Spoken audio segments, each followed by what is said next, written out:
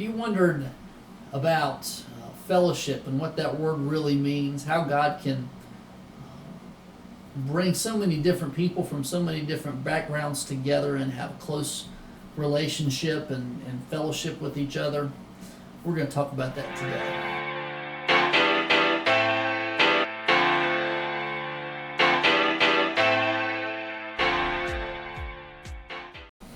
Well, hey, good morning, and I'm glad that you have decided to pull this video up about as we get into First John. Again, this is one of my favorite books. I love the depth in it. We're going to get a few more verses in this week because a lot of the foundation is laid, and there's re-emphasis of some themes within this, and so it won't take quite so much time to dive into some things, but there's so much depth. I mean, we're still going to not even be halfway done with chapter 1 by the end of this week.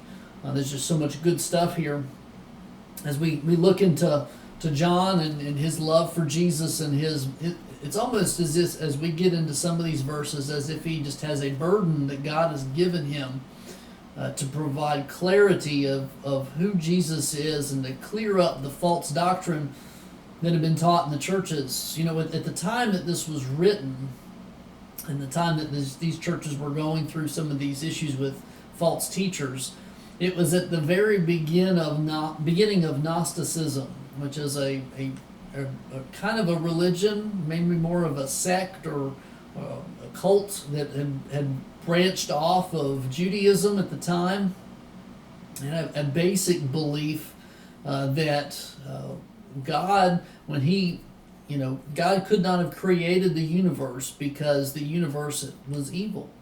And if God was really righteous, then he must be separate from the evil that is created. In fact, the Gnostics believed that all matter was evil, inherently evil. And so it was created by something else other than God. And they started to emphasize the need for desiring spiritual things, but they began to pull away from the commands of God. And so more of a generality of being spiritual, but not necessarily righteous all the time. And so there was a minimization of the severity of sin. There was a pulling away of God's relationship with people, and there was a lot of things that began to go through those things, and so that's what John is speaking to, and it really starts to come out in some of these verses here as we look. So I'm going to go ahead and read, starting 1 John, and we'll read verse 3 first. We're going to go through verse 6 this week. It says, "What we have seen and heard, we also declare to you, so that you may have fellowship along with us. And indeed, our fellowship is with the Father and with His Son, Jesus Christ." And so it starts out, "What we have seen and heard, we also declare to you." So he's, again, as he did in the first couple verses, he's emphasizing that he has seen and heard, we have seen and heard, and we declare it to you, that sense of saying it with boldness, clarity, and a sense of purpose. He's declaring these things. And again, we see the we. The we is, him and another person or a group of people that are writing this, possibly. And he is also, or possibly including the we as far as, all of us have experienced Jesus, but when he's emphasizing the first-hand account of things, he's really emphasizing his perspective and possibly another disciple that's with him. Although with the later writing of this particular letter, there really is very few left on the earth that had first-hand account of Jesus at this point in time. But he's emphasizing that he especially has authority. And it also says, so that you may have fellowship along with us. That term fellowship is important. And, sometimes it can be thrown out brashly or with less meaning. But fellowship is important, and it's something that all believers are supposed to have. Back then there was an issue between Gentiles and Jews, and so that fellowship with both Gentiles and Jews was something unique and new, where it could happen where Gentiles are on the same plane as the Jews as far as just the simple concept of accepting salvation through grace. And so they were able to all have the same amount of fellowship with each other and with God. That was something new. You know, today, different things, different flavors. There's some people that have issues with fellowship with people of different color, different cultures, different backgrounds, different ages even. But it's God's desire, and it's the biblical plan or the biblical model for all of us to have tight, close fellowship with each other, no matter who we are, what our backgrounds. If we are united under the Father and we have fellowship with Him, then we have fellowship with each other. And that term fellowship is really, it's more than just hanging out and spending time with each other. It's more than just eating a meal together. It is close-knit, caring for each other's needs, sharing with those in need, praying for each other, holding each other accountable, being transparent with the things that we're dealing with, just breaking bread with each other in each other's houses on a daily basis is what that picture was in Acts chapter 2. And that is a close-knit form of fellowship. And that's what John's talking about, that kind of fellowship. Not just knowing each other as acquaintances, but fellowship, closeness that church had, and that's God's desire, and He's declaring these things with clarity so that they can have fellowship spiritually with each other. They can have that spiritual bond because they have a clear picture of who Jesus is, and the closer they are to Jesus and God the Father, the closer they can be to each other. You look at the 12 disciples, they're very different. You've got a tax collector, you've got a zealot that would go around and murder Romans in secret. That's what they did. They were rebels. There were fishermen.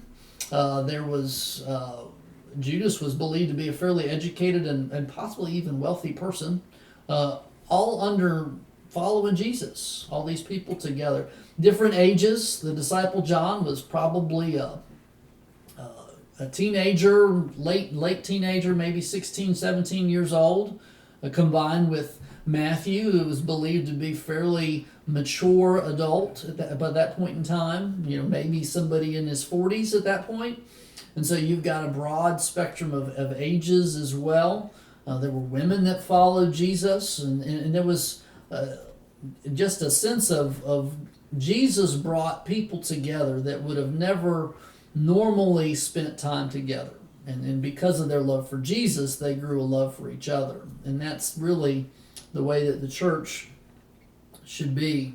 It says, and indeed our fellowship is with the Father and with His Son, Jesus Christ. Very important.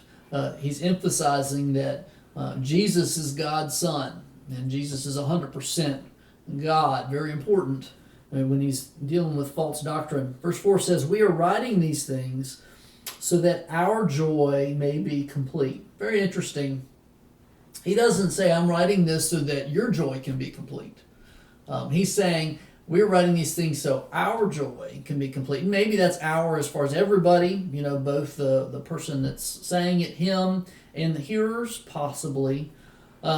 But maybe it's the writer or the person is giving the message that our joy, we are writing these things so that our joy, so it's pointing to the writer primarily in this, that the writer's joy can be complete. And the reason why is there is joy in ministry. There's joy in teaching. There's even more joy when God has compelled you. He has put a purpose in you, and He has sent you as a messenger to give a message. And that's what John has. He has a burden to speak this message and provide clarity to this church, and that will give him fulfillment and joy as he gets it out. And as he's able to send this to these believers to provide clarity and doctrine. And that's what he's talking about, that his joy will be complete through this.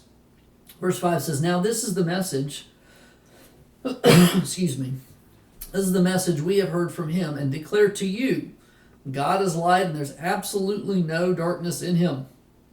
And you may say, well, that's self-explanatory. Of course, God is light. Of course, God's righteous. There's no darkness in Him. But when you're dealing with a false doctrine that is beginning to teach that the creator of the universe could not be God, because the universe is inherently sinful and evil and there's bad things in the world. There needs to be a separation between the two, but yet the Bible is teaching that God the Father that God the Father spoke and the universe was created, that the universe was created through Jesus. And it says that in John chapter 1 as well as Colossians chapter 1. And so that's what is taught through Christianity. And so he's emphasizing that yes, this creator of the universe has no evil in him. That he is light and there's absolutely no darkness in him. Very important to emphasize that to this group of believers.